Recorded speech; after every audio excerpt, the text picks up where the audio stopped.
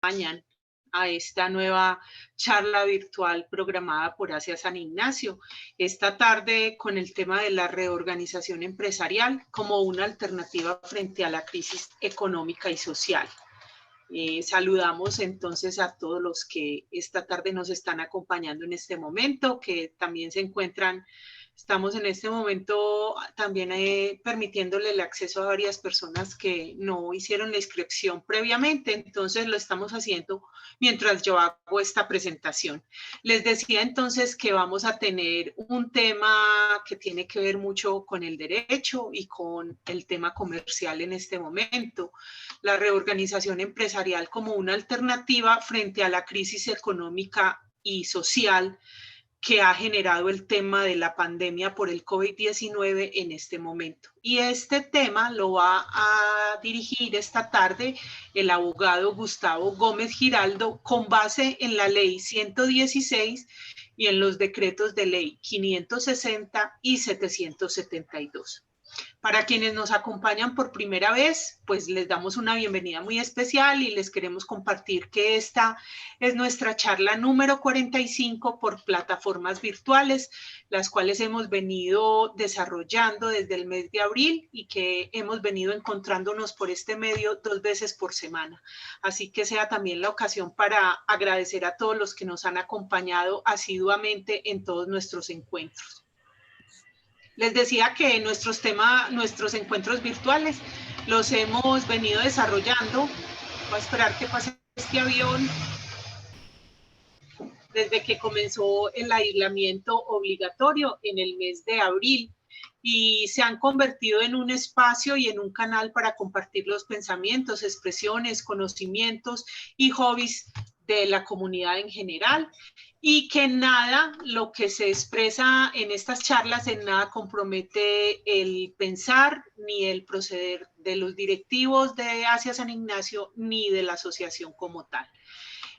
Vamos a tener entonces un encuentro esta tarde que tiene que ver con lo que le está pasando a las empresas en este momento, y para ello también los invitamos a que nos dejen sus comentarios, sus preguntas en la caja de comentarios, o también quienes deseen hacerlo, les solicitamos que pidan la palabra y les estaremos habilitando los micrófonos para que la puedan hacer directamente. Esta tarde hay como muchos aviones por acá por donde me encuentro. Sean todos bienvenidos a esta tarde, a esta charla. Les presento entonces a nuestro expositor, Gustavo Gómez Giraldo, abogado de la Universidad Pontificia Bolivariana. Cuenta con un magíster en Derecho Privado, también de la Universidad Pontificia Bolivariana. Es especialista en Derecho de Seguros de la Universidad Pontificia Javeriana. Además, es director y fundador de la firma Deloitte & Lois Global, una firma de abogados que tendremos también la oportunidad de conocer un poco y que nos estarán acompañando desde ahora en varios encuentros posteriores. No será esta la primera vez que contemos con los conocimientos de la firma Deloitte & Lois Global, porque van a estar presentes la semana entrante inclusive con otro tema. Así que sin más preámbulos, entonces les agradezco muchísimo este encuentro de esta tarde, y a Gustavo una bienvenida muy especial. Esta pantalla es suya, este auditorio. En este momento tenemos 18 participantes, también es suyo. Antes de comenzar, les quiero decir que en el momento que tengan las inquietudes para el conferencista, pueden hacerlo. No hay necesidad de esperar a que termine y se los estaremos entonces notificando en el momento. Así que muchas gracias, bienvenidos todos. Muy buenas tardes para todos. Primero que todo, un agradecimiento pues, muy sincero por esta invitación que me hace tan importante institución, y en este caso pues la Asociación de los Egresados, y me alegra mucho poder de pronto ofrecerles un poco de conocimiento con relación a estos temas de pronto un poco complejos, un tema para algunos abogados, un tema demasiado procesal, que en la medida de lo posible lo haré entender en términos un poco más básicos para que cada uno de ustedes pueda comprender la importancia o la significancia que tiene el tema del régimen de insolvencia, pero en especial bajo las circunstancias excepcionales del COVID, hoy en día, cómo puede ser un instrumento para la reorganización o para la reestructuración de las compañías, y que nadie más pueda mantener esas posibilidades económicas de desarrollo y al mismo tiempo las posibilidades de trabajo que tan importantes o significativas, podría decirse hoy en día, que dan al sistema, digamos, económico y social colombiano. Entonces, voy a, primero que todo, decirles que esta charla va a llevar un poco de antecedentes para la justificación misma de la existencia del sistema, cómo funciona y cómo históricamente se ha venido desarrollando, y explicaremos los elementos que lo componen en términos de la medida de lo posible pues, básicos, qué es lo que se necesita para que el mismo pueda funcionar, cómo la gente pueda, quiénes pueden participar del mismo, cómo lo pueden hacer, qué debe de tener, y hablaremos un poco de los elementos contables, de los elementos jurídicos, y en la medida de lo posible de cuáles son los nuevos decretos reglamentarios que permiten la aplicación de unos sistemas más expeditos, más prácticos, tanto para compañías pequeñas como para compañías grandes, pero que hace que los términos jurídicos, que por sí son un poco extensos, pues se vean reducidos y permitan que el sistema sea más ágil y más práctico y permita el acceso del mismo pues, a cualquier persona, quitando inclusive muchas solemnidades o formalismos que contempla la ley 1116 como uno de los elementos pues, o requisitos establecidos en la ley. Entonces, vamos a empezar con este temario de una manera básica y me corresponde pues en la medida de lo posible explicarles un poco los antecedentes normativos o históricos que permiten hoy en día pues tener el sistema judicial, perdón, el sistema legal aplicable a los regímenes de insolvencia en Colombia. Históricamente hablando, pues habría que regresar a los anales o a los etapos iniciales de nuestro Código de Comercio, y en esa época se llamaba la Ley de Quiebras. Era una palabra muy específica porque, como lo vemos, simplemente se refería a las circunstancias económicas desvalidas de los comerciantes, que se refería exclusivamente al comerciante, y buscaba precisamente era cómo repartir, cómo pagar las acreencias cuando, digamos, el comerciante se quedaba en un estado de incapacidad de pago porque no tenía lo suficiente para pagar las acreencias o los pasivos. Entonces intervenía el sistema judicial y buscaban la manera en que por medio de una ley de quiebras, que era la repartición de sus bienes, de los activos de la compañía, pues pudiera cumplirse las obligaciones derivadas del objeto de la compañía, y solamente tenía por objeto la repartición de sus activos. Es decir, no pensaba realmente en la importancia que podía representar para ese comerciante una opción de reorganizar o reestructurar sus obligaciones con el objeto de pagar o de buscar la subsistencia misma de la empresa comercial o del establecimiento de comercio como fuera. Desarrollándose un poco esa normatividad y digamos, en mejoramiento de la misma, aparece la Ley 222 del año 1995, que es el régimen de concordato. Esa es una norma que ya viene con unos pensamientos liberales un poco más amplios, en la medida de lo posible pensando en la posibilidad de que esa persona que está en la circunstancia económica de insolvencia pues pudiera reorganizar y de alguna forma pagar las acreencias generadas en ese trámite concordatario o en ese trámite de dificultades en el pago, en el cumplimiento de las obligaciones derivadas del contrato del objeto social, y pudiera de alguna forma llegar a una forma, llegar de alguna manera a que la compañía pudiese subsistir y siguiera generando, digamos, crecimiento económico y trabajo en la economía social. En el año 1999 se nos presenta pues unas graves dificultades económicas. Todas las personas de pronto que sean un poco mayores recordarán aquellas circunstancias específicas, y el Estado, en la búsqueda de la reactivación empresarial, emite la Ley 550 del año 1999, la que ya entonces sí trae, digamos, unos principios rectores, en la que busca, sin lugar a alguno, es el salvamento de las compañías, salvaguardar el patrimonio de las empresas y salvaguardar el patrimonio también de los accionistas de la misma. En ese sentido se desarrollan pues varios lineamientos jurídicos que permiten entonces la reestructuración de las obligaciones, buscando de esa manera que mediante el pago de las obligaciones a unos largos plazos establecidos, pues la empresa pudiera seguir subsistiendo y ser generadora de trabajo y de riqueza a la sociedad y la economía. En ese mismo desarrollo y en ese mismo lineamiento nos aparece entonces la Ley 1116 de 2006, que es la normatividad que hoy en día rige en términos generales todo lo que es el régimen concursal del sistema jurídico colombiano, y la misma nos permite tener todo lo que son los desarrollos legales, porque estas normas, debo de ser claro con ustedes, son normas que desarrollan más el tema procesal, es decir, cómo se produce, cómo se genera y cuál es el procedimiento establecido y quiénes pueden participar y de qué manera y cuáles son los requisitos para poder participar dentro del régimen de insolvencia, pero en el fondo no trae nada sustantivo. Lo sustantivo no lo maneja de alguna forma la norma, sino que simplemente le corresponde al empresario que tiene el interés en llevar a cabo un acuerdo de la organización, explicar las razones, las causas por las cuales considera que su empresa se debe mantener en el sistema económico y cómo puede generar credibilidad mediante, digamos, una proyección de costos y de gastos o una proyección de caja que permite que la gente le apueste al mantenimiento de la compañía. Pero es que recordemos que el régimen de insolvencia empresarial, a pesar de que es un régimen único, ese régimen abarca de manera general todo lo que es la reorganización, pero también la liquidación. Es decir, que no podríamos pensar en la reorganización sin tener en cuenta lo que es la insolvencia, porque dentro de la cápite, digamos, de la insolvencia, encontraríamos lo que es la reorganización como una etapa inicial, y por esta razón es que la conferencia del día de hoy simplemente lo que busca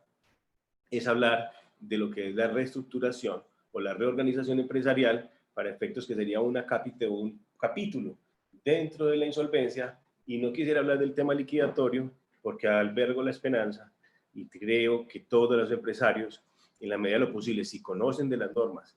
de la ley 1116 y de los decretos excepcionales, que ahorita les hablaré también de los mismos, pues tendrán unas herramientas muy válidas para subsistir a esta grave crisis económica que afecta en la totalidad del mundo, que no es solamente una crisis nacional, sino que es transnacional, y miraremos entonces de qué manera, si saben utilizar estas herramientas, pues podrán entonces generar la subsistencia de sus empresas y generar como consecuencia pues un desarrollo económico y social a toda la nación.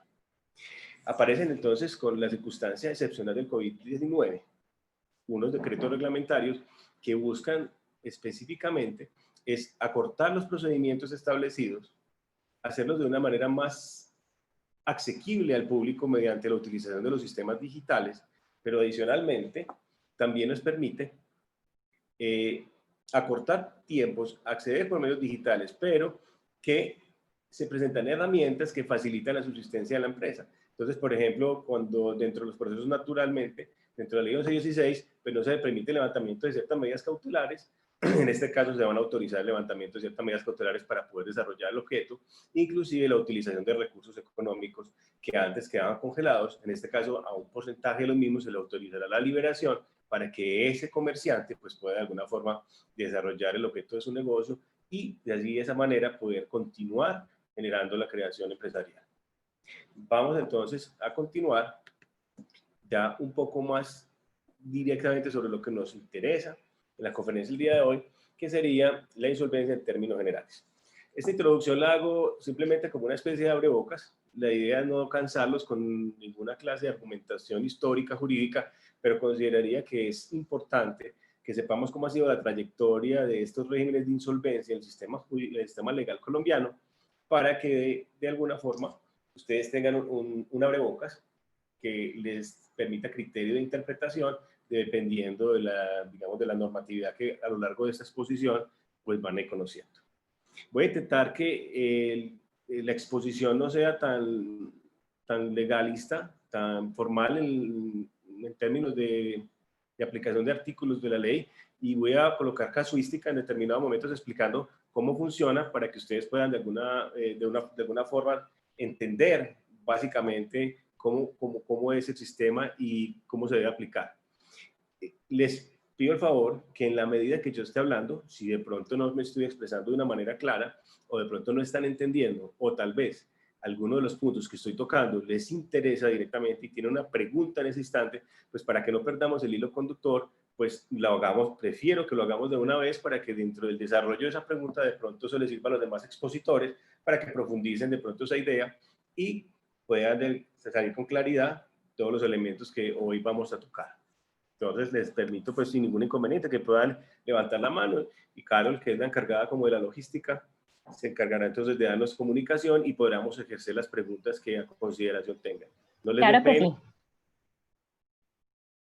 Entonces no les dé pena, la idea es que funcione sin ninguna clase de inconvenientes y que me vean a mí como, no como un expositor lejano, sino como un expositor que es partícipe de la solución de los problemas y de las dudas que cualquiera de ustedes tengan, que esa es la intención que tengo con esta exposición.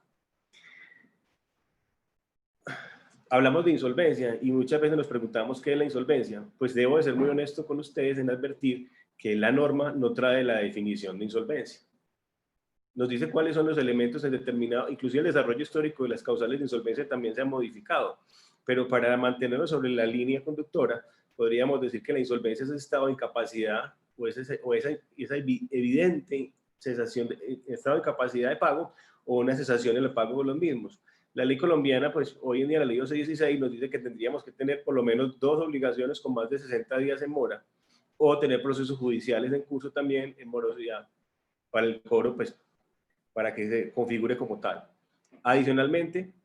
nos dice también que llegado el caso de una evidente cesación de pagos, es decir, cuando uno de una manera racional, lógica, coherente, observa que no va a cumplir con el pago de las obligaciones que derivadas del desarrollo del objeto societario, pues entonces tendrá entonces que entrar en una cesación, como consecuencia podría llegar a una cesación de pagos y sería entonces la oportunidad que tiene de también entrar en el régimen de insolvencia de la ley 1116 o de los decretos reglamentarios, porque en ese sentido estricto la ley no modificó las causales o las condiciones exigidas para poder ser beneficiario de este régimen legal de insolvencia. ¿Por qué es importante esta exposición? Para que de pronto le quitemos como tanto marco legal, porque este es un instrumento que nos da la ley para que los acreedores en un proceso de insolvencia puedan apostarle para que ese deudor pueda sacar adelante el desarrollo de su objeto y su compañía. Ese procedimiento tiene que tener unos elementos muy específicos, porque primero que todo tiene que haber una buena fe en parte del deudor, pero esa buena fe se ve aportada o desarrollada en la demostración de una argumentación técnica, jurídica, de que tiene los elementos suficientes para que la gente crea que la compañía puede seguir subsistiendo en el mercado. Que la compañía tiene algo que nosotros le llamamos la viabilidad.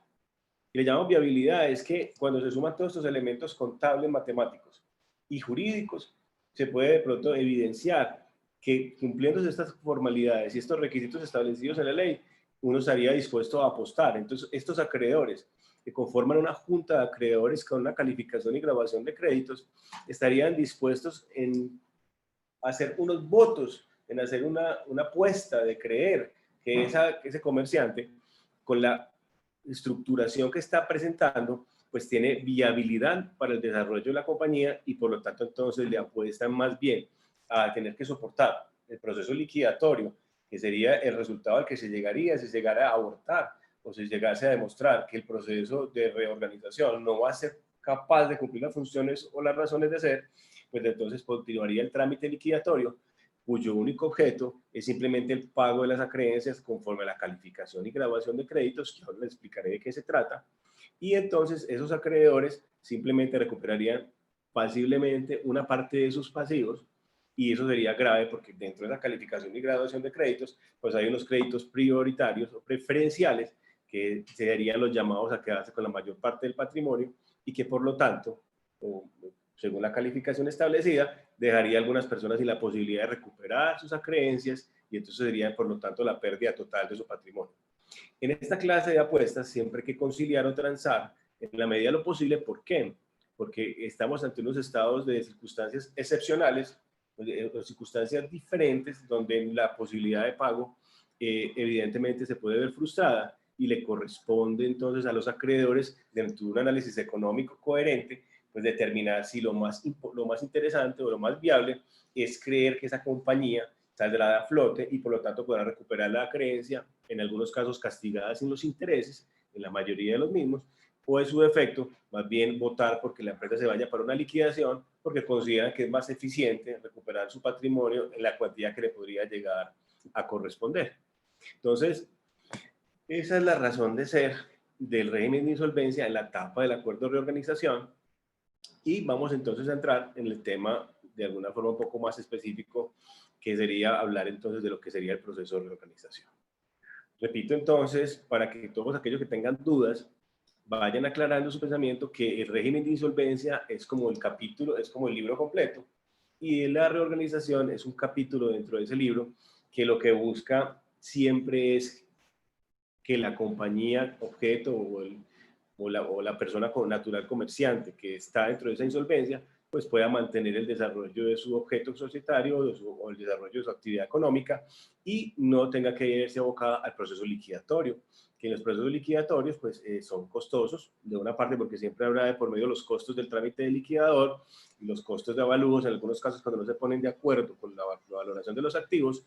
pero adicionalmente, pues siempre conllevará esa la terminación de la empresa y el desarrollo de la empresa en marcha. Lo que económicamente nosotros los comercialistas conocemos como la empresa en marcha, es como una compañía tiene un valor cuando está funcionando, pero la compañía cuando está partida en pedazos, pues se deprecia gravemente y lo que tenemos para la venta pues serían los activos que cuando están unidos como una rueda en marcha, pues permitirían el crecimiento económico, pero al mismo tiempo pues tendría un precio, un valor económico significantemente diferente a lo que tendría en caso de que la empresa se detenga, pues de que la rueda se detenga y que haya que partirla en pedazos para ser vendida en precios de segunda mano y dentro de un mercado que es bastante complejo como es el dentro del proceso liquidatorio, que el liquidador sale a la venta con los activos y generalmente el compra o el valor por el cual se adquieren los activos es un valor irrisorio comparativo con el valor real del mercado cuando está en condiciones naturales de mercado. Gustavo, sí, hay una pregunta en este momento, te la quisiera hacer, de Sebastián Rodríguez García. Buenas tardes. ¿Cómo opera el cobro de gastos de administración? ¿Se demanda ante las supersociedades por demanda ejecutiva? Esa pregunta es de Marta Faride, que se registró bajo ese nombre. Ah, bueno, gracias por el comentario, Karen. Dale, Entonces, dale. Gustavo, si nos das respuesta a esto, ¿cómo opera el cobro de gastos de administración? ¿Se demanda ante las supersociedades por demanda ejecutiva? Venga, me imagino que cuando ella se refiere a gastos de administración, es que me genera cierto grado de confusión la manera que se formula la pregunta. Porque una cosa, cuando hablamos de los gastos de administración, es que de pronto la sociedad objeto de reorganización o de liquidación en su defecto dentro de un estado de insolvencia, pues tenga algún pasivo relacionado con gastos de administración de algún inmueble que esté dentro de una edificación. Porque quiero como que me quede la claridad, porque si es así, otra cosa son los gastos de administración que tiene el liquidador en su defecto, o el promotor, dependiendo de la etapa pues, encontremos de la reorganización o dentro de la etapa de insolvencia o de liquidación, si esos gastos quedan incluidos. Pero para efectos de claridad los puedo contestar los dos, para que no quede duda. Recordemos que cuando entramos en una etapa de un proceso de reorganización, no hemos llegado a una ya, pero existen diferentes tipos de obligaciones, es decir, una compañía puede ser dueña de bienes inmuebles y puede, en su defecto, haber dejado de pagar las cuotas de administración que le correspondería pagar dentro de esa edificación, como dentro de la propiedad horizontal. Ese pasivo, que hace parte de los pasivos de la persona jurídica, puede ser ejecutado por la vía, pues, por medio de un proceso ejecutivo, como lo plantea la persona, pero eso es un pasivo que está dentro de la contabilidad de la empresa. Cuando se habla de un proceso de reorganización, se presenta inmediatamente una figura jurídica que llama el fuero de atracción, y es que todo aquello que está involucrado en el proceso de reorganización, sean todo tipo de problemática jurídica que exista con relación a ese proceso de insolvencia, se va todo direccionado al proceso liquidatorio, al proceso de insolvencia. Entonces los procesos jurídicos que están en curso se suspenden, inclusive aquellos procesos de restitución de herencia. Es decir, por ejemplo, cuando está por medio de un proceso de restitución del inmueble por un contrato de arrendamiento. Entonces todos los procesos que están en curso se van a dirigir al proceso de insolvencia y quedarán dentro de ese trámite suspendidos, interrumpidos los términos de prescripción inclusive, y se llevarán a cabo dentro de ese globo que sería el proceso de insolvencia. Para poder demandar, es decir, existen dos formas de hacerlo. Cuando se abre el régimen de insolvencia, se hace una publicación en la que se le dice a las personas que pueden participar dentro de la insolvencia para que hagan valer las acreencias que tengan dentro del proceso de insolvencia. Entonces las personas se presentan y con esas insolvencias que las personas presentan, se valida frente a la contabilidad de la empresa que existan o no, y si en caso de que no existan, pues serán negadas, y la ley le permitirá entonces a ese acreedor que presente el recurso respectivo para que haga valer que ese crédito es real y sea tenido en cuenta dentro de una figura que yo les mencioné ahora, que se llama la calificación y grabación de créditos. Esa figura es cuando se determinan quiénes son realmente los acreedores que deben de participar de ese proceso liquidatorio o de ese proceso de insolvencia, porque estamos hablando en términos generales, y se les dará una calificación y una participación que representa un voto en el cual ellos tendrán para participar dentro del proceso de insolvencia. Quiero decirle entonces que sí se puede presentar la demanda ejecutiva por los gastos de administración en contra de una persona jurídica que esté en un proceso de insolvencia, pero ese proceso le será acumulado al trámite de insolvencia y tendrá los derechos que tiene dentro de la calificación y grabación de votos para que el día, si es que en el caso llegamos a una reorganización, se defina cómo se pagará esa creencia o en su defecto lo haga. Aquí es muy importante tener en cuenta que hay unos créditos que se llaman POS, es decir, después de que se hace la apertura del trámite liquidatorio, hay unos créditos que llegan con posterioridad y que son créditos que son necesarios para el mantenimiento mismo de los activos y de la sociedad. Esos créditos tienen una calificación POS porque son de una mejor categoría en términos más básicos. Y si la administración se sigue cursando con posterioridad a la apertura del trámite de insolvencia, esos créditos, esos pasivos que se generan por los gastos de administración de esa propiedad, pues estarán dentro de los créditos POS y tendrán una calificación especial que serán de preferente pago al momento de llevar a cabo la liquidación. Yo intento hacer de esto en términos básicos. Yo sé que es la terminología. Si no me entendió, me repite, yo brego a cambiar la estructura de la respuesta más básicamente. Perfecto, doctor. Yo creo que es bueno, como por el tema que estamos tratando, que si las personas desean hacer su pregunta, utilicen la opción de levantar la mano que está cerca del botón del chat. Y es mucho más fácil que lo puedan expresar para que tengamos claro tanto la pregunta como la respuesta. Me parece espectacular, porque de esa manera yo de pronto identifico para dónde va direccionada la pregunta y podría dar una respuesta más acertada y no de pronto cargarlos de mucha información como acaba de suceder, que de pronto me perdí y no le di la respuesta que ella estaba esperando. Listo, quiero que perfecto. por favor me diga si obtuvo la respuesta que buscaba y si no la obtuvo, quiero dársela. Señora Marta, si quiere nos escribe por el chat o nos levanta la mano y ya le doy la palabra. Continúe, doctor, mientras ella nos va respondiendo, si quiere. Bueno, estamos hablando entonces que esta ley 1116 busca, en términos generales, todo lo, o regula, en términos más específicos, todo lo que es el proceso de insolvencia. Pero en su etapa, en una de sus etapas, habla de la reorganización.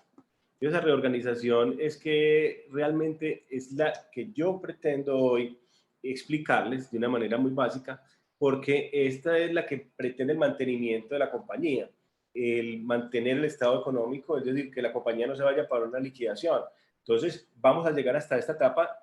vamos a tener en cuenta de una vez que si no logramos hacer el acuerdo de reorganización, pues la consecuencia de frustrar ese acuerdo de reorganización es que nos tendremos que ir obligatoriamente a un proceso liquidatorio. Y la esencia del proceso liquidatorio es muy básica porque suspende el desarrollo del objeto societario y lo único que se hace es que se valoran los activos, se califican quiénes son los acreedores de la compañía, se califican los activos que se tienen en cuanto a cuantificación y simplemente se venden los activos para pagar esos pasivos, según la calificación y graduación que ya en tantas oportunidades les he venido mencionando, pero puede suceder, sí, que en la mayoría de los casos se da que llega el momento de la venta y no se pueda llevar a cabo la venta. Entonces le corresponde al liquidador en algunas oportunidades adjudicar en comunidad y pro indiviso, es decir, adjudicarle a varias personas los activos para que puedan de alguna manera pagarse la obligación. Entonces quedan 5 personas dueñas de una máquina o 7, 20 personas dueñas de una finca. Me tocó un ejercicio donde quedaron dueños de una hacienda en Caucasia alrededor de 80 personas. Entonces, porque nadie quiso adquirir la propiedad y le toca entonces al liquidador adjudicarla en comunidad por indiviso, es decir, que varias personas son dueñas de ese bien, generando como consecuencia pues unos fenómenos administrativos muy complejos y quién quisiera ser parte de una finca que tiene 80 dueños. Pero esas son las consecuencias de llegar al proceso liquidatorio, porque todos esos activos que en un momento fueron productivos, pues terminan volviéndose una carga que nadie quiere recibir y en algunas de las oportunidades, pues las terminan recibiendo los acreedores de una forma pues comunal, es decir, en comunidad por indiviso, que genera pues un desgaste administrativo gigantesco. Pero olvidémonos del proceso liquidatorio, porque ese es el escenario que no quiero tocar y de donde yo no me imagino que ninguno de las personas que están conmigo aquí pues tengan la intención de pronto de llegar allá, sino que todos los que estamos escuchando la charla el día de hoy, pues lo que estamos buscando es apostarle a la durabilidad y al tiempo largo de la existencia de las compañías y por lo tanto vamos a enfocar este ejercicio de la charla en lo que tiene que ver con la reorganización, tanto pues en la ley 1116, que es un acápite de la ley 1116, como lo sería también pues, los decretos reglamentarios que hemos mencionado, como el 560 y el 772, que son esos decretos expeditos que saca el Estado específicamente por 2 años para emitir la oportunidad de que, como exclusivamente reservados para los fenómenos derivados del COVID. Es muy importante que lo tengamos en cuenta porque no es para los fenómenos anteriores al COVID, exclusivamente para aquellos fenómenos generados como consecuencia de la pandemia.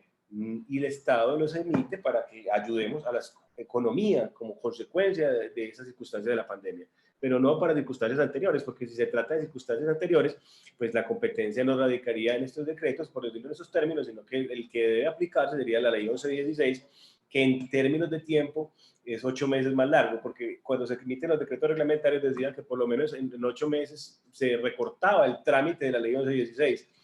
Yo pienso que todas esas maravillas en la letra lo pueden cargar, pero en la práctica es tanto el conglomerado y es tanta la acumulación de responsabilidades derivadas de esta pandemia que veo difícilmente que se pueda cumplir con este anhelo.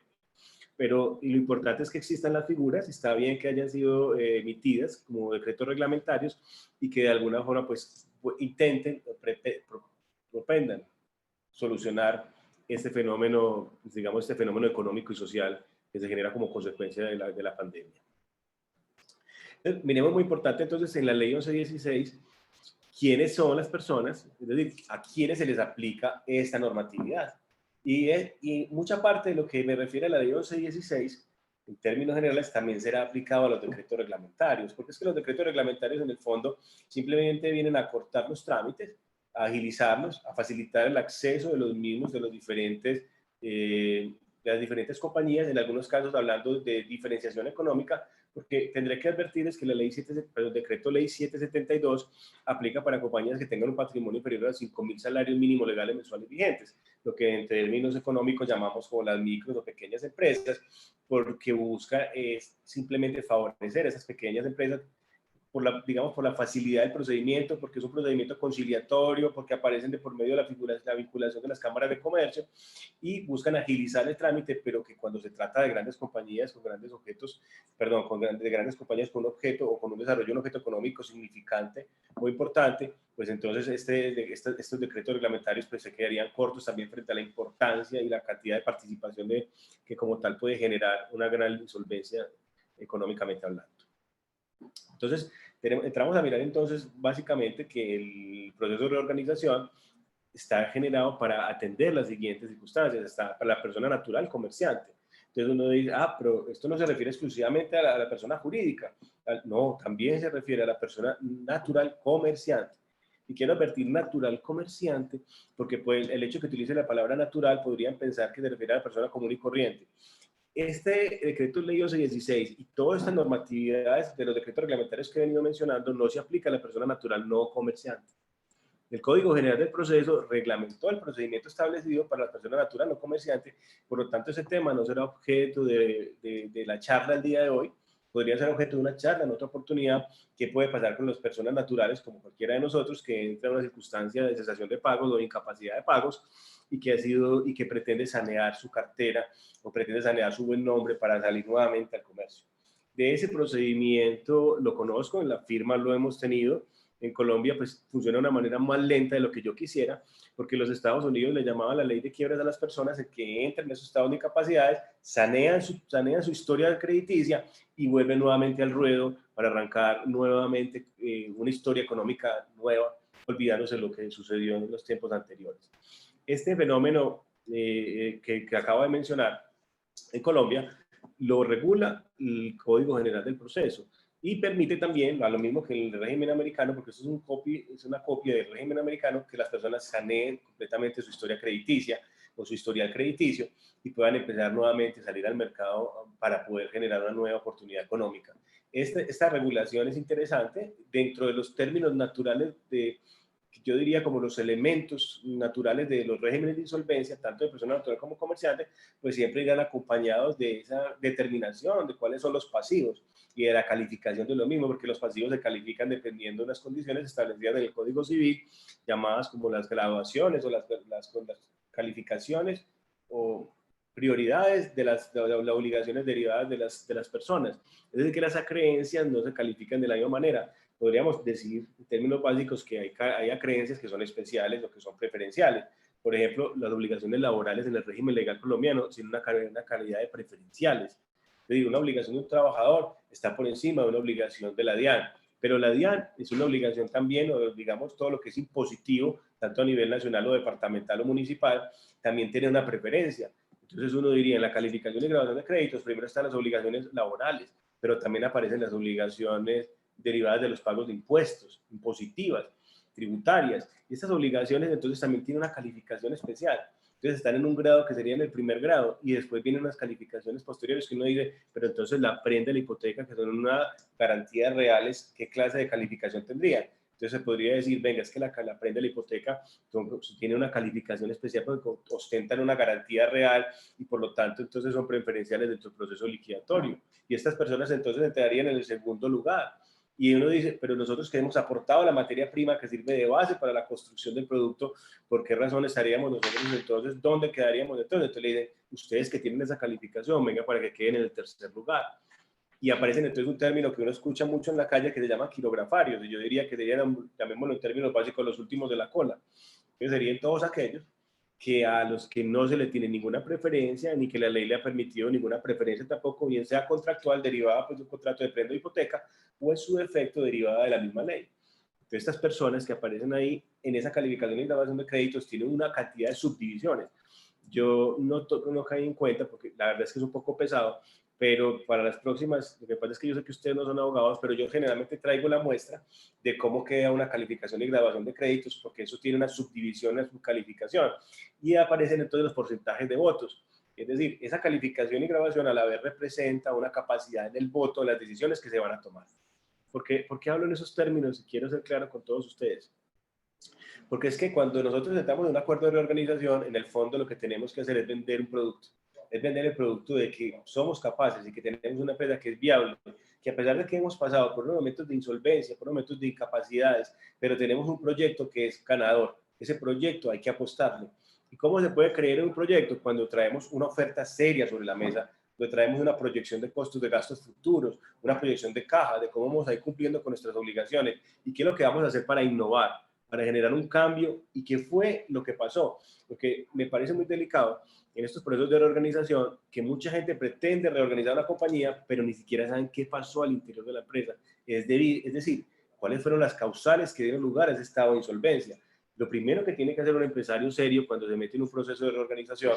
es determinar cuáles fueron las causas que dieron lugar a ese estado de insolvencia y mejorar esas causas, identificarlas. A lo largo de la experiencia de la firma hemos encontrado muchísimas causas, algunas determinantes de personas, es decir, hay personas que están manejando o administrando recursos de una manera inapropiada o direccionándolos de una manera inapropiada, pero también aparecen otros que es la compra de materias primas a unos valores exagerados. O muchas veces la ley de la oferta y la demanda hace que ciertos productos que sirven de materia prima pues modifiquen sus condiciones económicas por circunstancias ajenas a las voluntades contractuales y por lo tanto el costo de un producto como el hierro pues pueda modificar su costo en un 50%, haciendo que aquello que en algún momento se proyectó como una utilidad pues termine convirtiéndose en una pérdida porque el costo se aumentó de tal modo que ya no hacía viable el desarrollo del contrato. Pero eso ya sería la teoría de la imprevisión o la revisión contractual, también cuando se presentan fenómenos especiales, que ha estado muy en boga en este momento, con ocasión pues, del COVID, donde realmente la gente piensa que esta circunstancia excepcional pues, permite una revisión extraordinaria de los contratos y poder cambiar las condiciones naturales en las que están establecidos, pero es importante este elemento simplemente para tenerlo en cuenta dentro del acuerdo de la organización y es para determinar que si vamos a hacer una oferta para vender la viabilidad, la posibilidad de proyectar una compañía hacia el futuro, pues que tengamos identificadas las razones o las causas que dieron lugar a esas circunstancias de, digamos, de insolvencia de la compañía. Estamos explicando entonces que las personas naturales comerciantes también pueden ser beneficiadas, es decir, existen, con mucho respeto se los digo, establecimientos de comercio que venden más que 10 sociedades o 20 sociedades juntas. Hay establecimientos porque sabemos que la sociedad comercial puede ser dueña de varios establecimientos de comercio, pero existen un solo establecimiento de comercio que puede vender mucho más que cualquier clase de sociedad comercial. El fenómeno jurídico interesante allí sería pensar si por qué continuar una persona jurídica como establecimiento de comercio, generando que no genera velo corporativo la protección del accionista o del dueño del establecimiento de comercio, sabiendo que existen figuras jurídicas que permiten la protección o el velo corporativo, como le llamamos en términos comerciales, de la protección del patrimonio del comerciante. Pero hay a quienes no le interesa y consideran que genera más credibilidad en el mercado, funcionar como establecimiento de comercio continúa como tal en el régimen común, es decir, con un régimen contributivo alto, pero porque tiene unas ventas bastante elevadas, pero siguen siendo personas naturales comerciantes. Y he tenido dentro del ejercicio de la firma la insolvencia de personas naturales comerciantes que con creces tienen activos muy superiores a los activos de una persona natural, no, de una persona jurídica, perdón. Entonces, se le aplica también todos estos beneficios de la ley 1116 y de los decretos reglamentarios a las personas naturales comerciantes. Obviamente, las personas jurídicas, y hablamos de sucursal de sociedades, aquellas es las compañías extranjeras que la Cámara de Comercio permite que se registren dentro de la Cámara de Comercio Nacional. Exige una cantidad de formalidades y de requisitos. Esas sociedades quedan constituidas bajo el régimen legal colombiano, a pesar de que son sociedades extranjeras, se les aplica todo el régimen en lo que van a desarrollar su objeto dentro de la nación, y además, si en caso de un incumplimiento, cesación de pagos, ellos estarán también ahí dentro del proceso de insolvencia de la ley 1116 y los decretos reglamentarios, es decir, los cobija la aplicación de esta normatividad. Tenemos entonces la aplicación del patrimonio autónomo. ¿Y qué es patrimonio autónomo? Para darle de pronto un poquito de claridad a los conceptos. Sabemos que la fiducia mercantil o la fiducia financiera es una estructuración que permite que transfiramos una parte de nuestros activos a un patrimonio autónomo. Pero si ese patrimonio autónomo se constituye con una vocación comercial, con el desarrollo de un contenido comercial, pues se le aplicarían los mismos elementos, ¿sí? O se le aplicaría la misma normatividad de la ley 1116 de los decretos reglamentarios a ese patrimonio autónomo. Es decir, esa transferencia del dominio de ciertos activos a un patrimonio autónomo que es administrado por una fiduciaria que desarrollaría un objeto económico comercial, pues si eso es así, se logra acreditar, pues ese patrimonio autónomo sería objeto también de una liquidación por medio, perdón, de un régimen de insolvencia o un trámite liquidatorio por la ley 1116 como tal y de los decretos reglamentarios. Ya había tocado el tema de la insolvencia de personas naturales no comerciantes, aproveché pues ahora para mencionar que está establecida en el Código General del Proceso y que puede ser objeto de otra charla más adelante para que ustedes entiendan cómo pueden sanear su historial crediticio, porque en el fondo pues lo que se hace es que con los activos que se tienen pues se pagan las obligaciones. Usted me dirá entonces, Gustavo, entonces yo tengo 10 millones de pesos y yo 1.000 millones de pesos, ¿yo podría sanear mi historial crediticio? Pues les tengo que decir que sí, porque lo que se hace es una especie de prorrateo dependiendo de la calificación y grabación de créditos. Simplemente les doy la buena noticia de que no es tan importante cuánto se debe, sino que con lo poco que se tenga, pues se paga con esa participación que le corresponde a cada uno porcentual, como una regla de 3, pues se le pagaría a cada uno lo que en derecho podría llamarse como el pago completo de las obligaciones. Es decir, se pagarían todas las obligaciones con las sumas, con el patrimonio que uno tenga en ese momento como tal, para la persona natural no comerciante. ¿Quiénes conocen de los procesos de insolvencia? Que eso es una pregunta que obviamente los tenemos que formular y a eso le llamaríamos la competencia o trámite, es decir, ¿quién tramita ese procedimiento? ¿Quién es el que tiene la capacidad de conocer del mismo? Yo con mucha humildad tengo que decirles que los jueces tienen la facultad de conocer de los mismos, pero mi experiencia ha sido muy drástica en el tema judicial, porque los jueces no pueden ser conocedores de tantos elementos del derecho, y eso es un régimen muy especial, con decirle que hay muchos abogados que en la práctica no conocen de la ley 1116 y que no tienen la más mínima idea de cómo se tramita, porque se dedican a otras especialidades del derecho y por lo tanto no lo pueden hacer. El juez que correspondería sería el juez civil, y el juez civil tramita procesos de pertenencia, procesos divisorios, procesos de posesorios, toda índole de procesos de una gran magnitud, pero también practicaría entonces el proceso de organización, el proceso de insolvencia. Y en ese caso específico diríamos que esos jueces, a pesar de que tienen la capacidad y la competencia para tramitarlo, pues no tienen las competencias intelectuales suficientes para que hagan un ejercicio práctico, válido. Los procesos de insolvencia que se llevan ante los jueces son un martirio, duran eternidades, y generalmente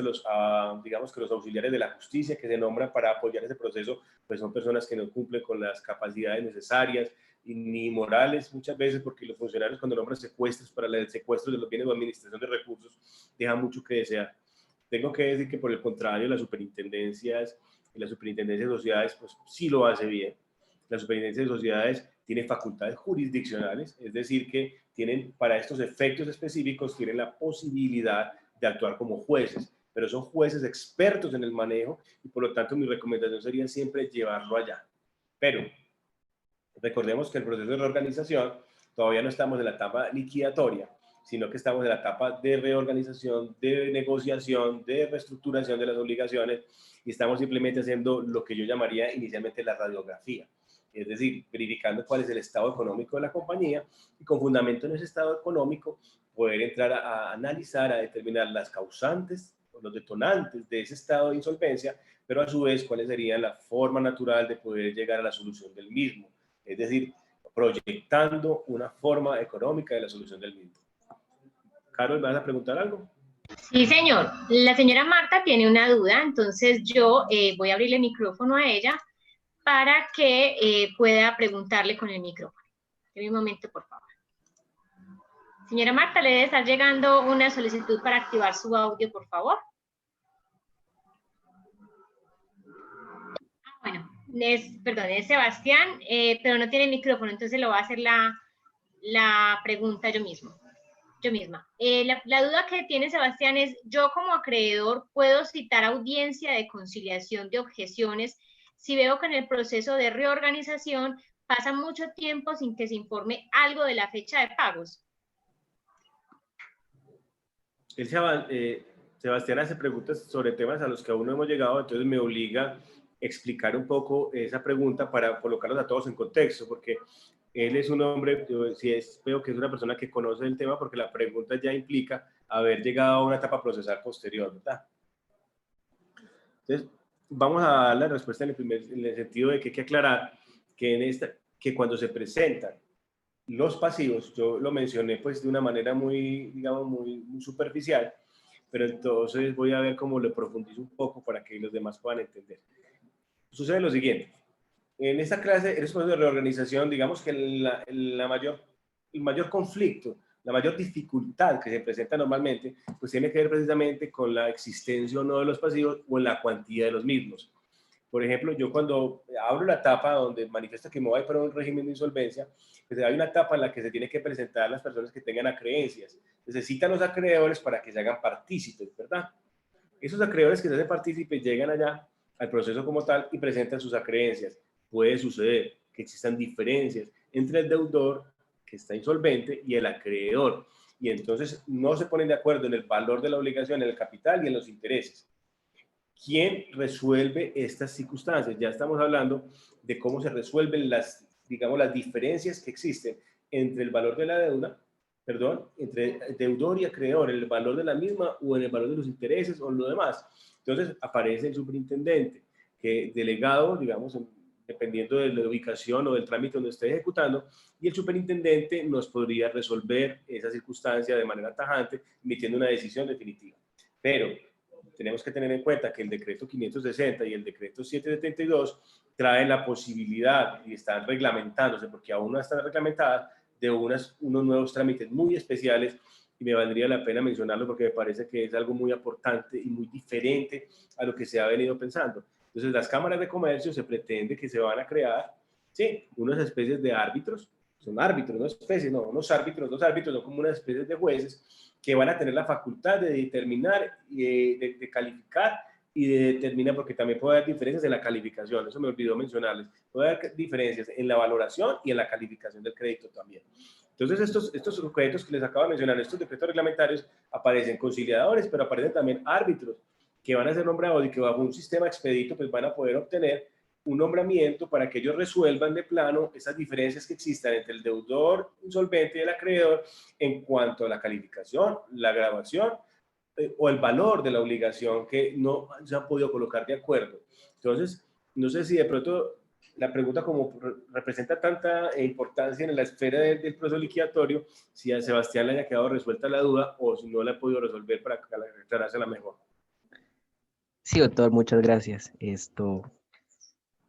Bueno, muchas gracias, Sebastián. La idea es, obviamente estos temas representan cierta profundidad que yo no quisiera tocarlos en esos términos porque creo que la idea es que esto sea como una especie de introducción al tema de insolvencia, pero más como una apuesta a qué podemos hacer nosotros para sacar adelante las compañías, que creo que lo podemos hacer siempre y cuando lo hagamos de una manera coherente, seria y responsable, en la medida en que a las empresas les hagamos un diagnóstico real para que sepamos realmente qué fue lo que sucedió, lo que nos llevó a esos estados de insolvencia, pero a su vez que nos permita también hacer una proyección real, porque es que hacer proyecciones que no se van a cumplir no tiene ningún sentido, eso es alargar un padecimiento. Y hay que tener en cuenta todas las variables económicas. Este ejercicio del derecho, como lo aplico yo en mi vida profesional, está muy ligado a la economía. Entonces yo diría que la mayor parte de las decisiones jurídicas o legales que se toman en el ejercicio de mi aplicación del derecho, pues tienen un elemento que es el análisis económico del derecho. Es decir, hay que tener en cuenta ciertas variables económicas en pro del bienestar de la decisión o del alargamiento de la existencia misma de las compañías.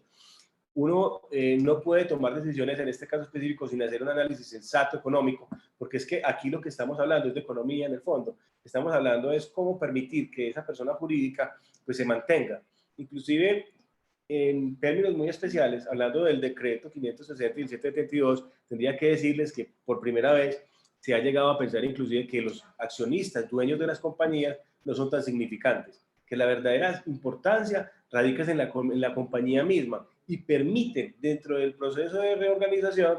pues ya entrando en los anales del proceso liquidatorio, para ser más específico, que que los acreedores puedan quedarse inclusive con la compañía como pago de las acreencias. Pueden ustedes creerme que llegamos al punto donde los acreedores podrían llegar a hacerse dueños de la empresa cuando no han cumplido con sus pagos, pues se les brinda la oportunidad de que se queden con la compañía, sacando a los accionistas de la empresa, porque como ellos tienen una calificación que lo colocan en las condiciones mejorables, entonces por lo tanto uno podría llegar a pensar que esos acreedores podrían llegar a ser dueños de la compañía, que es uno de los, digamos, avances normativos que nos traen los decretos reglamentarios para subsanar las circunstancias del COVID-2019. Sigamos entonces en ese análisis que les venía explicando, que quiénes son los competentes para conocer el trámite. Entonces les estaba explicando que hay que tener en cuenta las circunstancias de una, es decir, en qué estado nos encontramos. Entonces, cuando yo les estaba hablando de los jueces, me estaba recordando ya casi que al estado de insolvencia, pero en nuestro acuerdo de reorganización, pues todavía no tenemos que llegar a ese punto. En los acuerdos de reorganización estamos en la etapa de negociación. Esto es una etapa de negociación. Es una etapa donde nosotros identificamos los problemas, miramos nuestras verdaderas capacidades y miramos hasta dónde podemos llegar en pro de la solución de las dificultades empresariales para apostarle a un estado, a una viabilidad, a una credibilidad de que la compañía puede salir avante, dependiendo y ayudándose con la credibilidad de los acreedores. Es decir, nosotros tenemos que venderles a los acreedores como si fueran cuasi unos accionistas de la compañía con una calificación y grabación de votos, que por favor confíen en la oferta que se les hace de mantener con vida la compañía, de no llevarla a una liquidación y que permitan que ese objeto del desarrollo, que permitan que se siga desarrollando el objeto societario de tal manera que a lo largo del tiempo podrán pagar y podrán cumplir con el pago de las acreencias, en algunos casos, como les he dicho, pues sin intereses, en algunos casos, pues por un largo periodo de tiempo, sin indexaciones y demás, pero uno ya mirará si dentro de la normativa se exige o no que se exige, para que se cumplan esas obligaciones. Uno dice, ¿quiénes pueden, es decir, cuáles son las condiciones que le exigen a uno para poder ser beneficiario de la ley 1116? Y eso, cuando hablo de la ley 1116, quiero que les quede absolutamente claro, para no repetirlo, que también se refiere a los decretos reglamentarios, porque es que la ley 1116 sigue siendo la normatividad que rige de manera definitiva, y los decretos reglamentarios vienen a mejorar la normatividad de la ley 1116, agilizarla o hacerla más expedita para poder solucionar las circunstancias excepcionales del COVID, no más por un periodo de 2 años. No nos olvidemos que es transitorio, mientras que la ley 1116 tiene por vocación la durabilidad. Pero además recordemos lo siguiente, que no se puede ser beneficiario de las normas del decreto 567 y 72 las personas que tengan circunstancias de insolvencia que no tengan relación con el COVID, es decir, con las circunstancias excepcionales del COVID. Entonces, solamente se les aplica a esas personas que han sido afectadas por las circunstancias económicas o las consecuencias económicas de esa afectación, no para las demás personas. Entonces, hablamos de la cesación de pago. Entonces, uno diría, como lo dice ahorita de pronto en términos muy rápidos, es cuando estamos en imposibilidad de pagar nuestras obligaciones. Pero ahí me viene muy al caso pensar entonces, y viene muy de la pregunta también, que ahora creo que me pasé y no la di la respuesta de la primera pregunta, es quiénes pueden llevarnos a nosotros a un proceso de insolvencia. Es decir, si la insolvencia la puedo llevar yo mismo como a deudor, o los acreedores lo pueden hacer. Entonces, o lo puede hacer también la superintendencia de manera oficiosa, cuando tiene conocimiento de elementos. Entonces, digamos que las tres son ciertas. Es decir, yo como acreedor puedo acreditar que esta persona está en mora del cumplimiento de sus obligaciones, ¿sí? A ese término le llamaríamos cesación de pagos, ¿sí? O podría también justificar por circunstancias elementales evidentes que habrá una inminente incapacidad de pago. Ese contenido y esa interpretación de la incapacidad de pago inminente es muy compleja en términos económicos, porque es que quien tiene la prueba, pues generalmente sería el mismo el mismo deudor, porque para las personas desde afuera poder verificar los estados financieros de una compañía para poder emitir una calificación de una incapacidad inminente de pago, pues sería absolutamente compleja desde la perspectiva exterior de la compañía si no tiene participación en el manejo económico y contable de la compañía. Yo quiero aquí hacer una salvedad y una especie de aclaración, porque muchos de nosotros a lo largo del día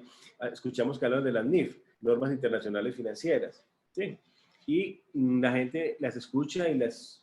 escucha, pero nunca las tiene en cuenta de qué se trata realmente en el fondo. Quiero hacer digamos, este paréntesis en esta exposición para decirles que esas normas internacionales financieras en el fondo es cómo a nivel mundial el manejo contable de las compañías representa el estado fidedigno o real en la medida de lo posible de la economía de las empresas. En Colombia, a lo largo de los años, hemos tenido un manejo de una doble moral, y es que, por ejemplo, decíamos que una cosa es el valor en libros y otra cosa es el valor real de los activos de las empresas y demás. Lo mismo que podríamos hablar de los avalúos catastrales, o podríamos decirlo también del valor nominal de las acciones y el valor intrínseco y real. Pero en términos específicos, lo que quiero decir es que las normas internacionales financieras aparecen como unas normas mundiales que quieren que todas las economías del mundo de alguna forma funcionen con unas reglas o principios contables generales, universales, y que estos elementos universales permitan que los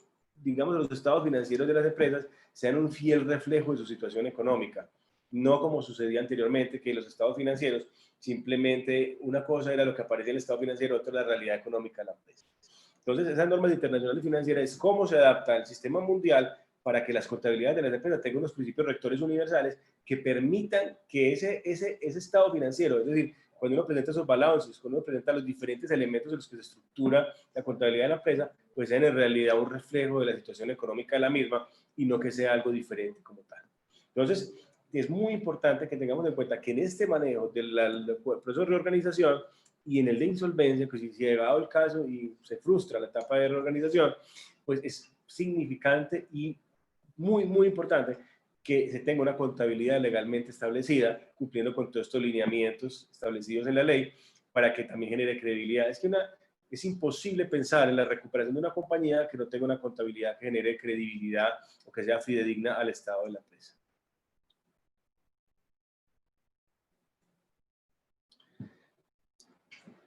Excúsenme entonces haberlos metido en estos temas de las normas internacionales financieras, pero creería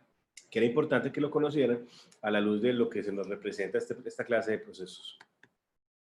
Les estaba explicando anteriormente que quienes podían acudir o quienes podían pedir que se abriera una insolvencia de una persona natural o una persona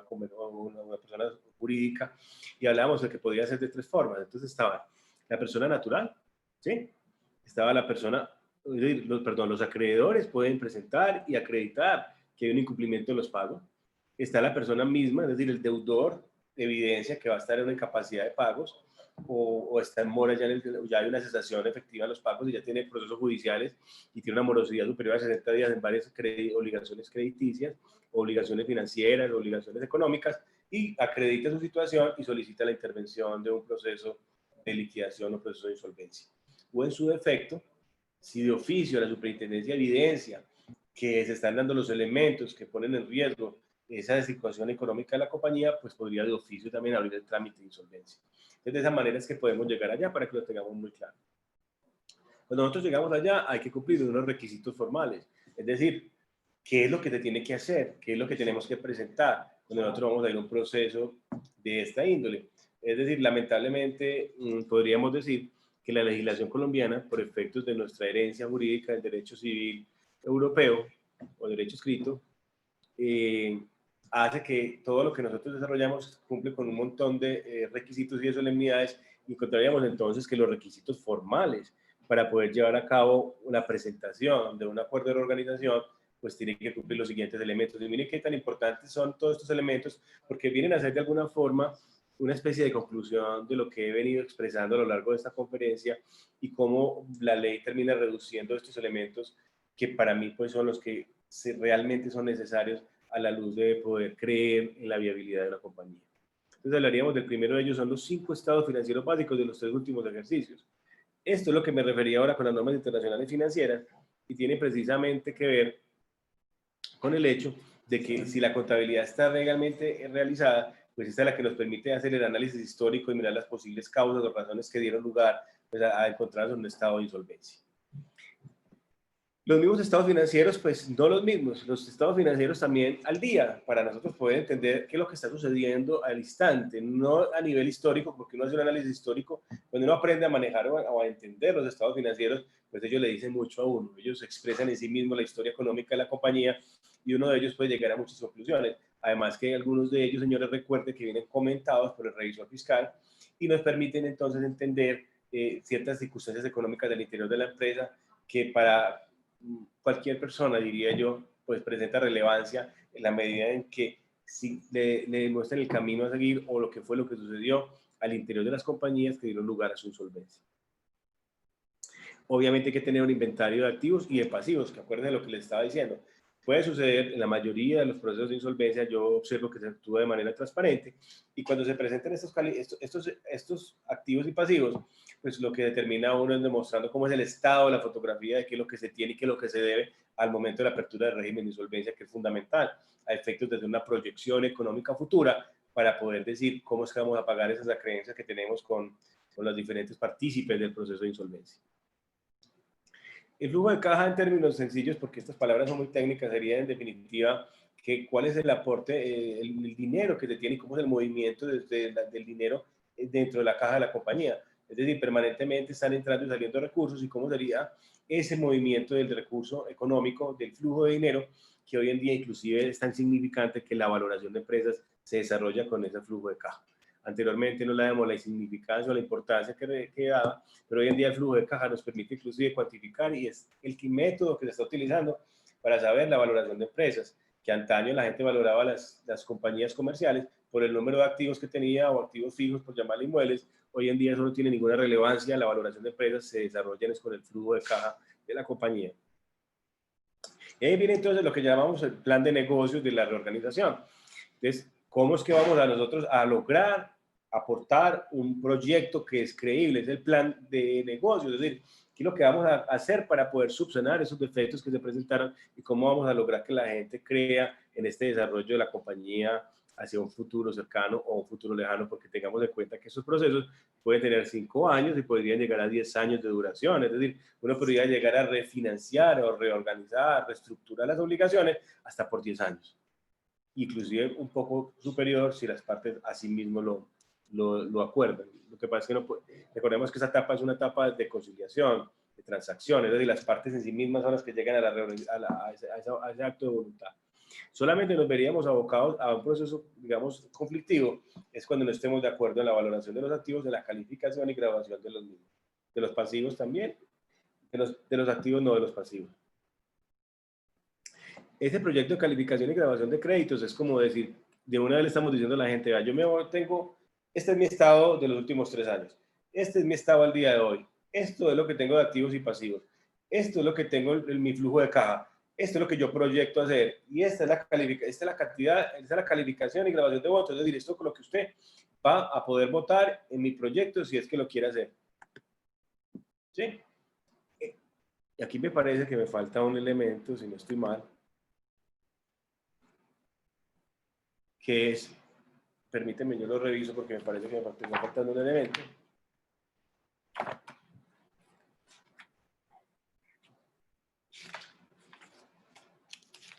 Que creo lo considero pertinente, pues que nos lo quede mencionado. Me parecería peligroso dejar de pronto de mencionar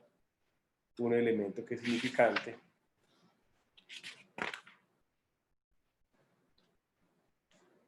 Que es la memoria explicativa.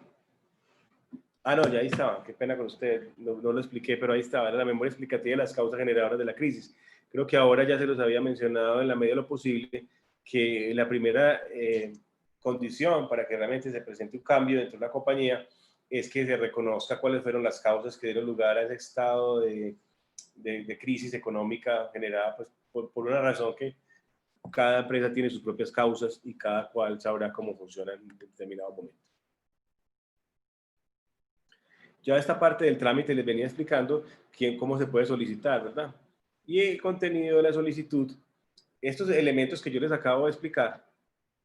que les acabo de mencionar deben quedar presentados en la solicitud que se presentaría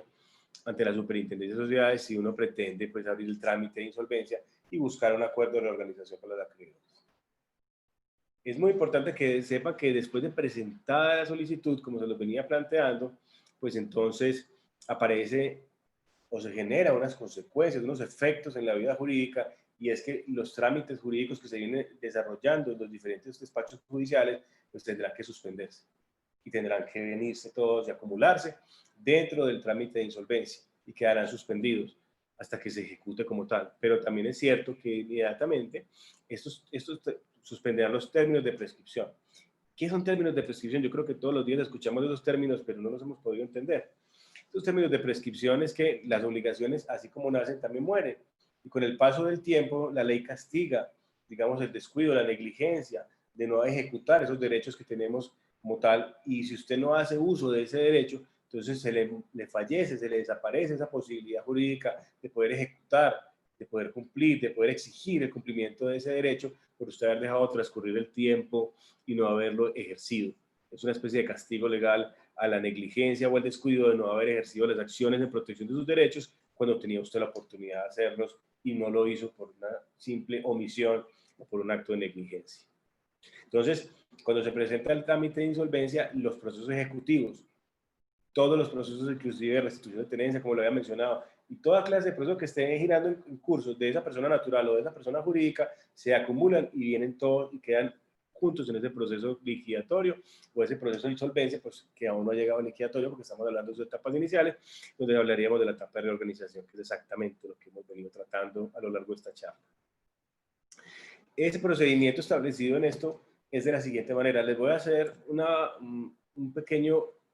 recuento de cómo podría funcionar el procedimiento en los términos de la ley 1116, porque recordemos que en los decretos reglamentarios, pues esos términos fueron reducidos hasta en 8 meses. Y también aparecen unas figuras muy especiales en el decreto 772, en los que se puede llegar a unos, perdón, el decreto, en este caso no del 772, sino del 560, que permite una solución expedita de 3 meses para unos acuerdos de reorganización, donde hay una negociación privada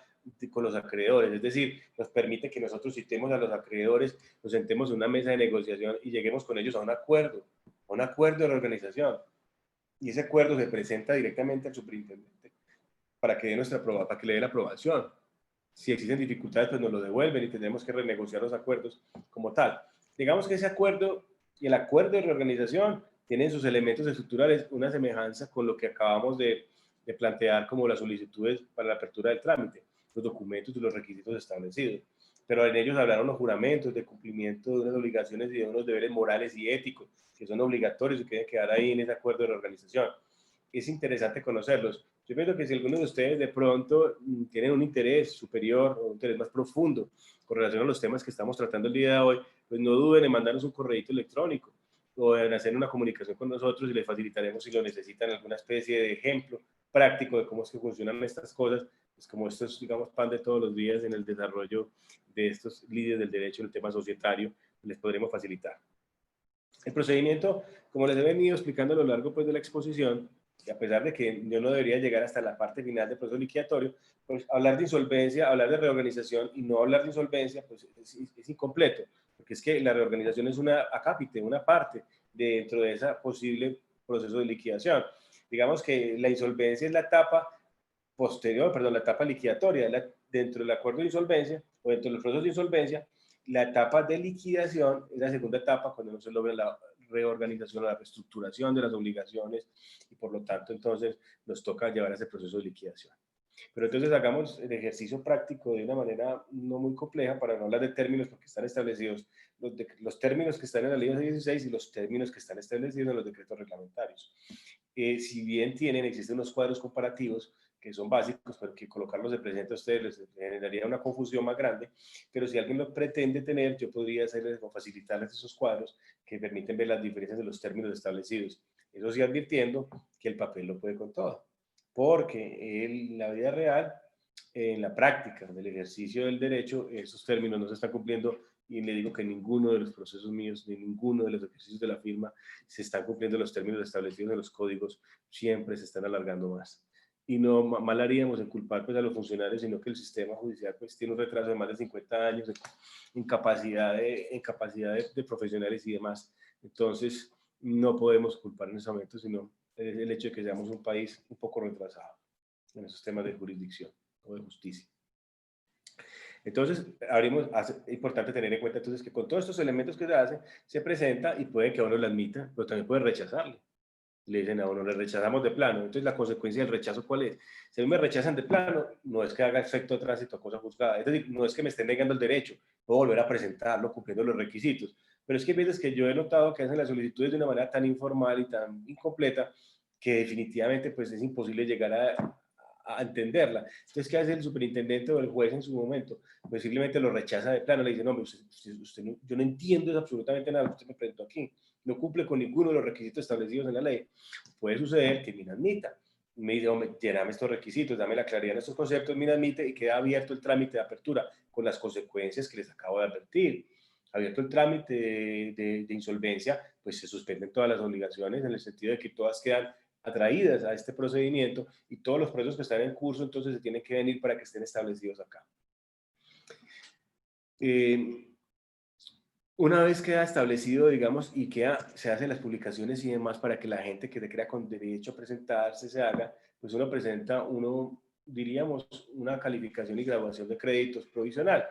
En esa graduación y graduación de créditos provisional se pone de presente y las partes tienen la oportunidad de objetarla. Me refiero a las partes, a los acreedores o las personas que tengan obligaciones pendientes con esa persona natural o jurídica que está en el proceso de insolvencia. Y se presentan allá y pueden determinar que no están de acuerdo con la calificación que se les dio o que no están de acuerdo con el valor que se les asignó con la graduación. Y se puede presentar una objeción que se resuelve, como les explicaba, directamente por el juez. En ese caso sería el superintendente con sus funciones jurisdiccionales y lo resuelve de plano en una audiencia. No es un procedimiento que tenga segunda instancia. Eso se resuelve de plano para que no tenga pues, una duración muy exagerada para poder ser ágiles en el desarrollo de este trámite. Estando en firme la calificación y graduación de créditos, se procede a lo que sería la repartición o la adjudicación, en el sentido de que se hace la adjudicación es que se toman los activos y los pasivos y se empieza la adjudicación. La razón de ser ya definitiva del proceso liquidatorio es pagar las acreencias y se hace de conformidad con la calificación y graduación y así se repartiría. En oportunidades alcanza a llegar hasta el final, en oportunidades no llega sino a los primeros límites o digamos los primeros, dentro de la graduación a los primeros grados y dejarían los grados finales sin ninguna clase de recuperación económica que suele pasar en la mayoría de los casos. Yo he querido hacer este brochazo pues como en términos muy generales, porque inclusive cuánto llevamos ya en la exposición, no me he dado cuenta cuánto llevamos, intentando de pronto hacerlo de una manera más amena, pero en esos términos generales queda como establecido lo que podríamos tener en cuenta como lo que es la reorganización en términos generales. Y abro este campo para que de pronto si tienen alguna duda adicional o si quieren que les hable un poco con más detenimiento de los decretos 560 y 772, podría explicarles un poquito los beneficios que nos dan para aquellas personas que de pronto hayan sido golpeadas por el ejercicio por las circunstancias desastrosas de esta pandemia que ha afectado la economía y la sociedad a nivel mundial. Muchísimas gracias, doctor Gustavo, por su intervención. En este momento le estoy reactivando el audio a Clara para que ella ya haga pues como sus comentarios. Acá tenemos la mano levantada de Sebastián Rodríguez, ya le voy a dar para que pueda hablar. Sebastián, dale. Muchas gracias, muy buena esta charla. Pues yo tuve pues una experiencia algo mala con una empresa que está en reorganización, yo no sabía. Yo hice pues un ejecutivo y yo pues esa es mi pregunta, digamos que la obligación de cuando ya la empresa recibe el auto de las supersociedades, de ellos registrarlo en la Cámara de Comercio, ¿ellos cuánto tiempo tienen para poder hacer esto, para informarle pues a los acreedores que ya la empresa está formalmente en el trámite de la reorganización? Es que inmediatamente, lo que pasa es que una cosa es la solicitud de apertura del trámite y la otra cosa es el auto de apertura. Cuando se hace el auto de apertura, la misma superindependiente de donde se está haciendo la misma superintendencia oficia a las cámaras de comercio y a los diferentes juzgados para que les advierta que el proceso está en trámite. Entonces, digamos que si eso es así, pero además salen unas publicaciones. Las publicaciones pueden ser algunas dentro de la superintendencia, pues dentro de los mismos estados de la superintendencia, y otras publicaciones de prensa y radio. El tiempo establecido para la participación no lo tengo en ese momento exacto porque no me acuerdo, dependiendo pues como de cada condición, pero la idea es que inmediatamente tú te das cuenta de la existencia de la apertura del trámite, debes participar porque puedes quedar como extemporáneo y puedes quedar por fuera del trámite liquidatorio. Si quieres, me dejas tu número de teléfono y yo te averiguo exactamente, dependiendo de tu caso, cuál sería el término que tenías y si estás dentro del término. Me ha sucedido que muchas veces por una indebida notificación, la gente se queda por fuera o no puede llevar a cabo la objeción y por acción de tutela hemos logrado que reintegren el término para que la persona pueda hacer valer su derecho bajo un principio fundamental de derecho, que es el derecho del debido proceso y el derecho de defensa. Porque muchas veces cuando llegan las personas ya están vencidos los términos y no se le hizo la notificación en debida forma. Es obligación del acreedor, del deudor que va a entrar en insolvencia, poner en conocimiento de los acreedores que se encuentran en ese trámite. Entonces habría que mirar cómo fue que sucedió y por qué razón te dejaron por fuera. Además me parece supremamente extraño el hecho de que no estés dentro de la contabilidad. Deberías quedar dentro de la contabilidad de la empresa porque en la mayoría de los casos no es necesario hacer ninguna reclamación. Dentro de la contabilidad legalmente establecida debe aparecer ese pasivo. Ah, no, sí, yo esto, digamos, lo que sucedía es que yo no sabía esto, porque como pues ahí me parece muy curioso esta ley que todos los bienes quedan pues a favor de las supersociedades. Entonces, pues yo no hubiera iniciado este proceso ejecutivo porque como no, la verdad, pues no pude embargar nada, sino que pues hagamos para la persona, pues sí es como importante, ella sí tiene ya confianza de que ya está listada en el proyecto de grabación de créditos, pero muchas personas no están pendientes. Digamos, cuando se enteran de que la empresa está en reorganización es porque, digamos, ya lo citan a una audiencia de objeciones o cosas por el estilo. Te entiendo perfectamente y habría que mirar con detalle cada caso, pero veo que suele suceder. Es lo que tú planteas es cierto. Es decir, muchas veces la gente no se entera de estos procesos de reorganización, pero hay una actuación de mala fe y yo he logrado por la vía de la acción de tutela acreditar que hubo una vulneración a ese debido proceso y por lo tanto logro la participación, inclusive que eso es bastante incómodo porque muchas veces van adelante ya en el trámite y eso implica reorganizar el trabajo de partición y adjudicación.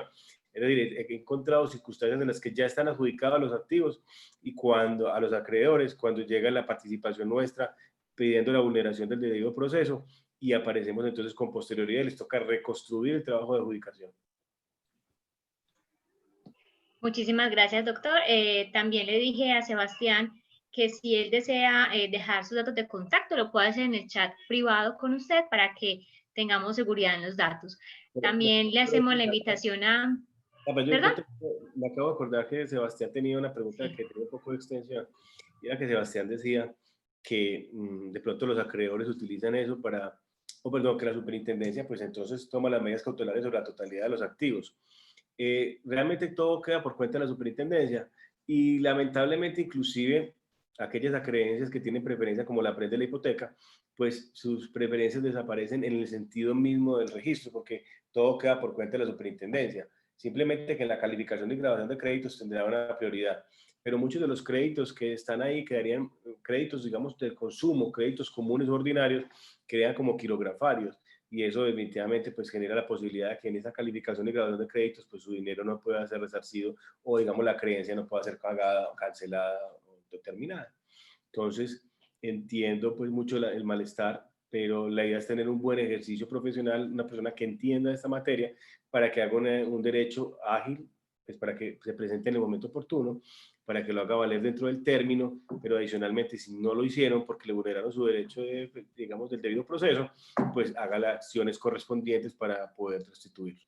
Yo en la conferencia que había dado antes sobre estos temas, hablé un poco de lo que en derecho llamamos de acciones en reverso o las acciones de simulación dentro de ese procedimiento como tal. Pero esa parte no hace parte del proceso de reorganización, sino que hace parte del proceso liquidatorio y tiene que ver cuando los acreedores 18 meses antes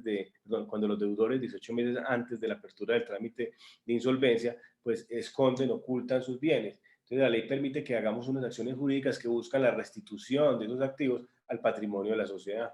Esas acciones son especiales, están constituidas dentro de la normatividad de la Ley 1116 y permiten que uno recupere esos patrimonios que están siendo escondidos para que no sean prenda de los acreedores y puedan ser recuperadas mediante unas acciones jurídicas especiales que lo que buscan es el equilibrio económico de ese proceso de insolvencia como tal. Gracias. Gracias a usted, doctor.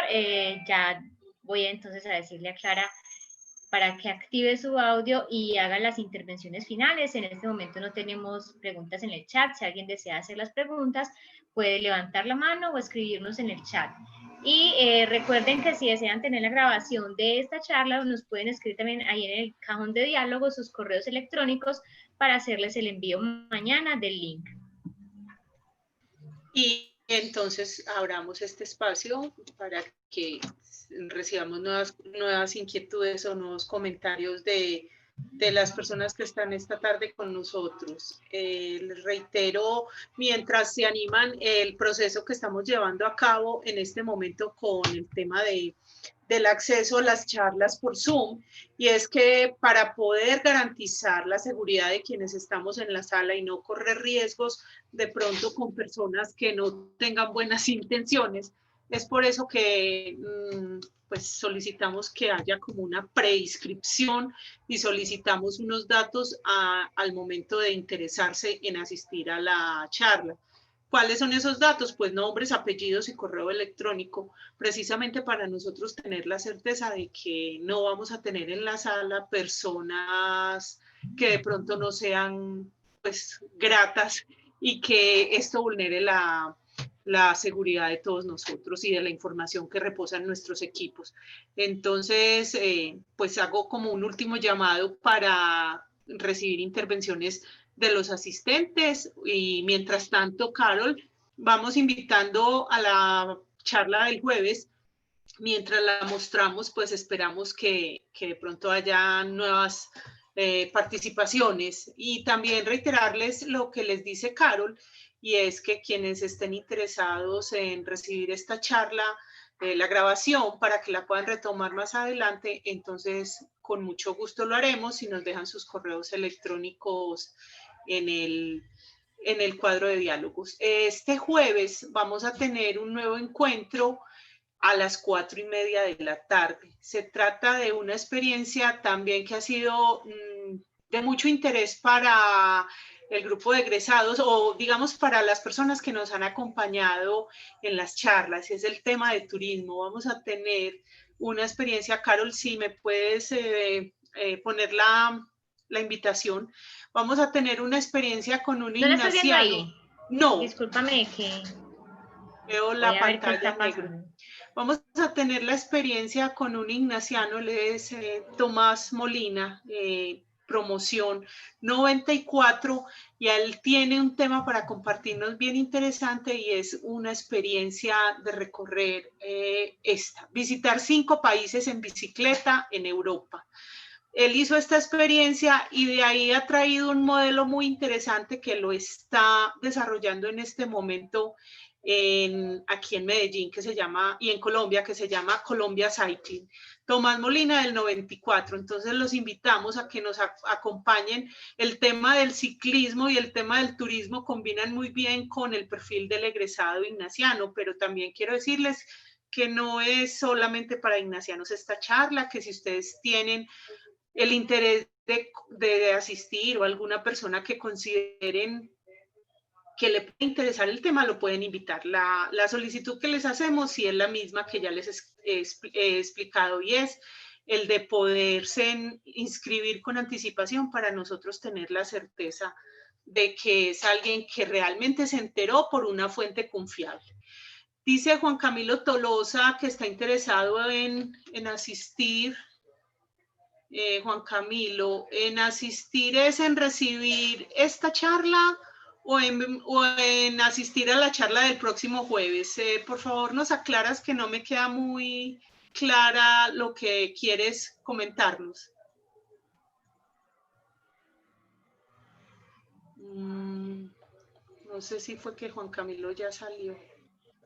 Seguramente debe ser a las futuras charlas. ¿Okay? No, ya dice aquí ambas charlas. Entonces mañana Okay. te estaremos, Juan Camilo, enviando a este correo electrónico esta grabación y te estaremos también haciendo, pues, convidando a la próxima. Te estaremos haciendo el envío también por correo electrónico. Bueno, Gustavo, no vemos más comentarios ni más preguntas. Queremos darte las gracias nuevamente pues, por este espacio, por compartir con todos nosotros los conocimientos, este tema que lo consideramos tan actual y que pues obviamente tiene que ser del interés sobre todo de quienes tienen sus empresas. Así que darte las gracias a todo el equipo de Droid and Lois Global por el interés y por las próximas que vamos a tener, porque como les dije al inicio, esta no es la primera, esta es la primera, perdón, no es la única, esta es la primera de varias charlas que vamos a tener. Vamos a tener una también con un abogado de la firma sobre el tema de los contratos de arrendamiento, las compraventas, vamos a tener otro sobre los contratos de trabajo, sobre el tema de los testamentos y las herencias en las familias. Entonces, pues, periódicamente les estaremos informando sobre cada una de ellas. Por el momento, darles las gracias, desearles a todos una feliz noche y un resto de tarde. Bueno, no, ya estamos en la noche. Y agradecerles por habernos acompañado y decirles que esperamos nos acompañen también el próximo jueves. Muchas gracias, Gustavo, y una feliz noche.